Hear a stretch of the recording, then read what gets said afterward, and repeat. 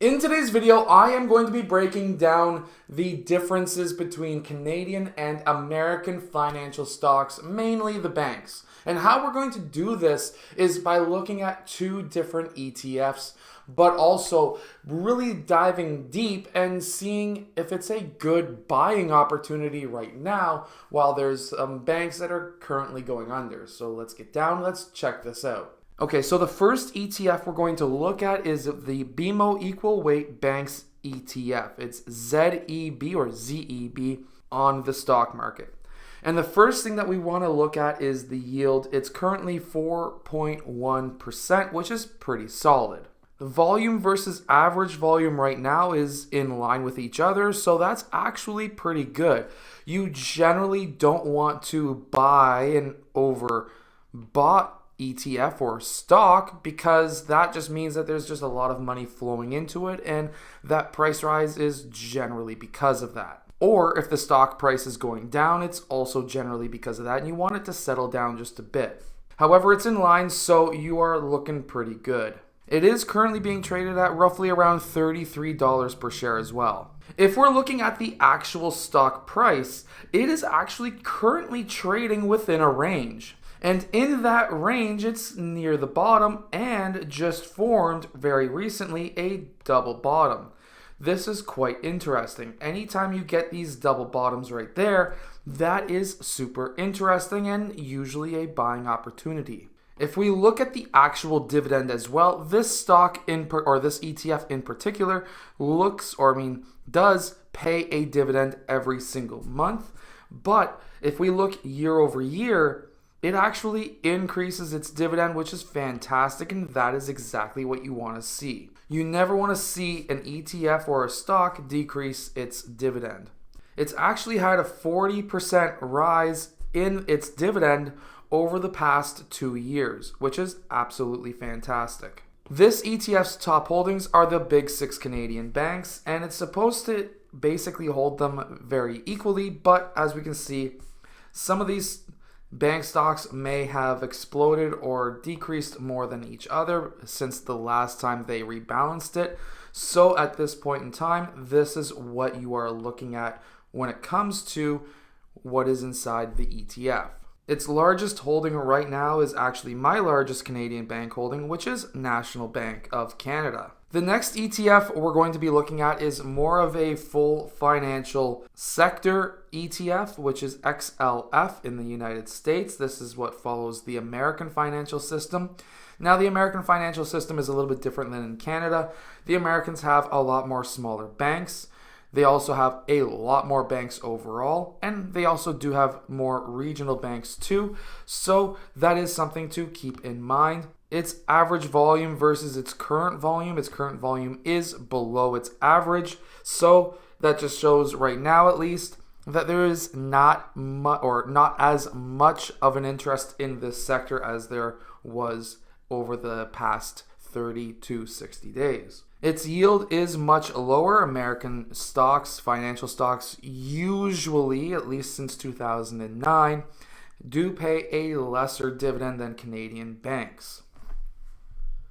And the reason for this is because, of course, the Canadian banks are very highly regulated by the Canadian government to even a point where just very recently, the Canadian government could literally say, we don't like how you're protesting and we are going to close down your bank accounts. And the Canadian banks will just say, yes, sure, okay, Trudeau, we'll do it. So that is how much more regulated the Canadian banks are versus the American banks.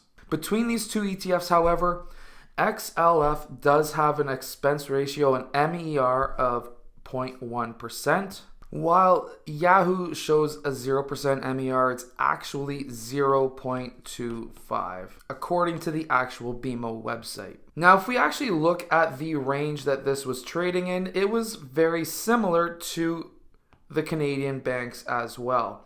However, now we're looking at still hitting that double bottom right here, and it's still trading in near the bottom of this range that we see. So this could tell us that there is potential for a little bit of growth to this ETF. We do see, of course, what everybody's seen, which is that massive downfall with huge volume. The reason for this is because the American government, they continue to raise their interest rates. Well, I should say their central bank raises their interest rates. However, this is a problem to a lot of the more regional banks, but if you're getting in some of the bigger names, you should be just fine. This one pays a quarterly dividend, not a monthly dividend like the BMO ETF. However, what we do see here, or what we want to look at here, is year-over-year numbers.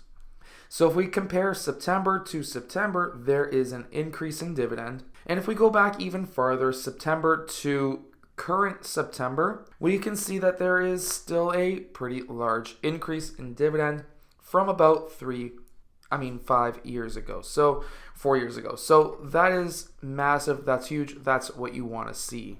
Now, its top 10 holdings is about 53% of its total assets. So even if you look at these top names, it's really only half of its portfolio. And of course, we see companies like Bank of America, BlackRock, JP Morgan, Schwab, big name banks, Goldman Sachs. However, there are other financial institutions in this ETF as well. So between Canadian and, of course, American banks, which one do I prefer? You can actually get into both. The American economy is, in my opinion, stronger than the Canadian economy. However, when it comes to the Canadian bank stocks, there is a few things that we can consider, and that is the in my opinion, over-regulation of Canadian banks to the point that they're pretty much insured and there is no way that they're ever going to fail. Because if they fail, that basically means the Canadian government's probably also going to fail as well. And no matter how bad people hate Trudeau, I really doubt he's going to allow that to happen. So overall, I think that they're safe, but you always want to try and get in at the lowest point. You never want to try and say, well, they're going to go to zero, because that's just not going to happen. You can always average lower. Just never, ever buy a stock and say, I'm all in, 100 grand, bang, done. If you're going to be investing 100 grand, which very few people would be doing all at one sitting, put like 10% of that in, 10 grand. Let it ride, see what happens. Get that dividend while you're waiting for that stock to decline. Right now, we're going through some pretty turbulent times. So, of course, be safe. Anyways, I hope that this video has helped you. Make sure to go check out, of course, my other YouTube channels on this channel. But what I want to say as well is make sure to do your own research. Never trust a random person online or those Bitcoin comments that happen sometimes down in the comments below. Anyways, I'll see you guys again in my next video.